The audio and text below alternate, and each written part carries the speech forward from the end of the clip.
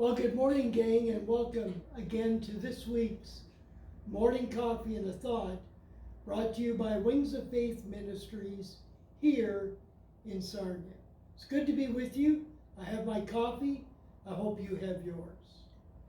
This morning, we've all heard the phrase, when one door closes, another door opens. But door closings can be heartbreaking. They can cause discouragement, confusion, disillusionment, and sometimes even despair. We want to talk about that this morning and the fact that closed doors can happen in so many aspects of our life. It can be relationships with family and friends. It can be missed workplace opportunities. It can be financial setbacks in life that cause us to miss things we had dreamed about having. Door closings happen in a lot of different ways, and they can be just as devastating emotionally and psychologically as having that physical door slammed in your face. And so we want to take a look at when we see a door close on us. And we want to take an example from the Apostle Paul. And we'll go to that in just a moment. First of all, we want to remind you that Morning Coffee and a Thought can be seen every Friday beginning at 1 p.m. in the afternoon on our YouTube channel, and every Sunday morning at 8 a.m. on our Facebook page. And we hope that you will join us.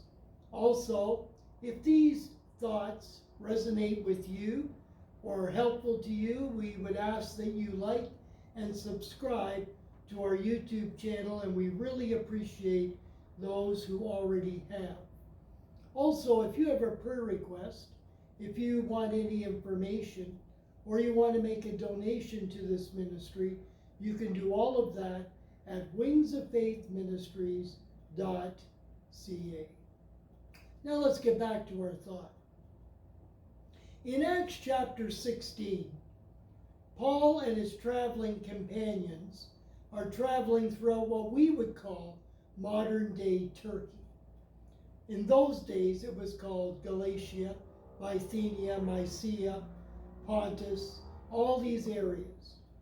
Paul is traveling north in the modern-day Turkey, but he wants to turn east to preach the gospel in territories that he hasn't been before. But we find in Acts chapter 16 that a door closes. He's forbidden to go there. He will then journey a bit more north, and again he wants to turn east to go into Bithynia and Pontus. And once again, he's stopped by the Spirit of Jesus, a door closing to his ministry. So Paul, with those two doors closing, decides to travel west, and he heads to Troas. While at Troas that night, he has a dream. And in that dream, he sees a man described as a man from Macedonia appealing to him to travel there, that they want his help. Paul and the group conclude that now a door has opened for them to travel across the sea and to go to Greece and preach the gospel there. And yes, it will be successful, as the gospel will be heard in places like Philippi and Thessalonica. So Paul's door opening turns out to be a success.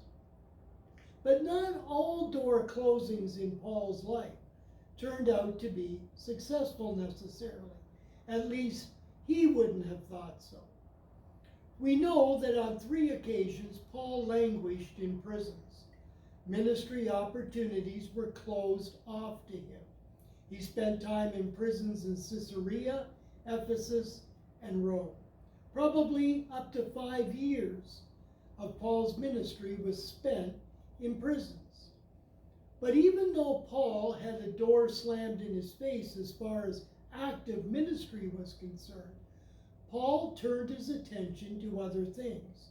If he could not go to these churches, if those opportunities were closed off to him, then he would write to them. And so Paul began writing letters. And thank goodness he did, because we have these letters today. Letters like Colossians and Philippians, 2 Timothy, and Philemon, all written from prisons that Paul was languishing in. And so sometimes God closes doors, does not necessarily open doors as we would perceive, but turns our attention to something else that in God's eyes is very needful. There is another example of a door closing in the Old Testament.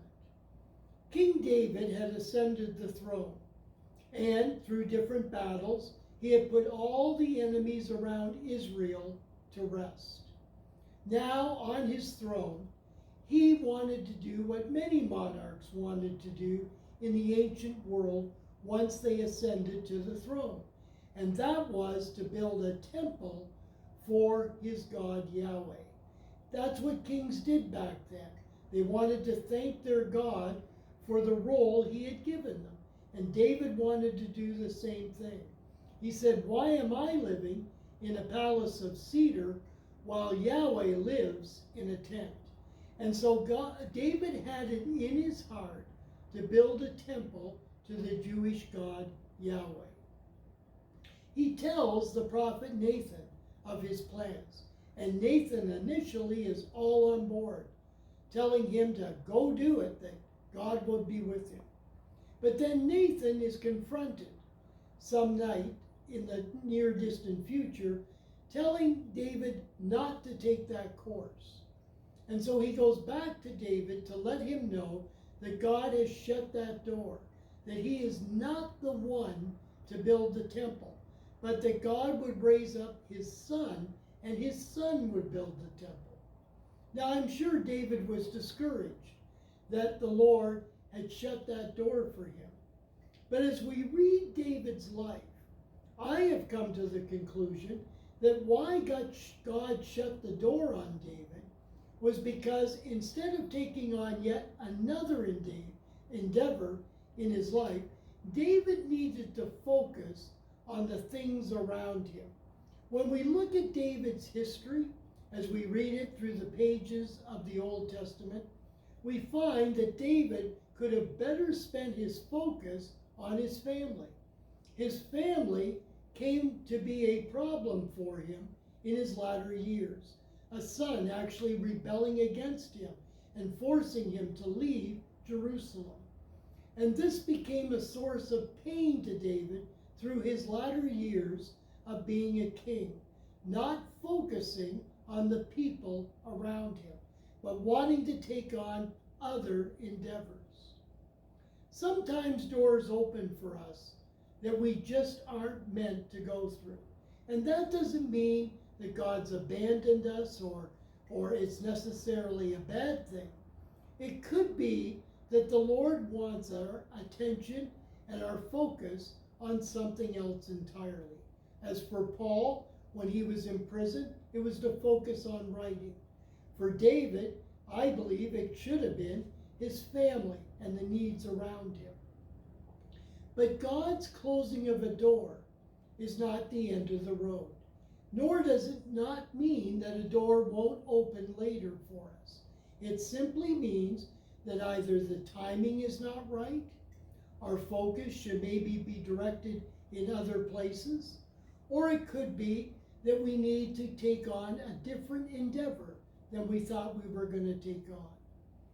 Yes, doors slamming in our faces can be devastating, but when it happens to us as believers, we have to take it that God has something else for us to focus our energies on, and He will lead us by His Spirit into those areas in which we need to put our attention, our focus, and our work to. One door closes, another opens. Well, sometimes that's true, but other times it's not necessarily true. Sometimes God has a different plan for us, or sometimes we're just not quite in God's timing for that endeavor. That's my thought today for morning coffee. God doesn't close doors to discourage or disillusion us. He closes doors sometimes to turn our focus onto something new. Listen, have a wonderful morning, and we'll see you again next week.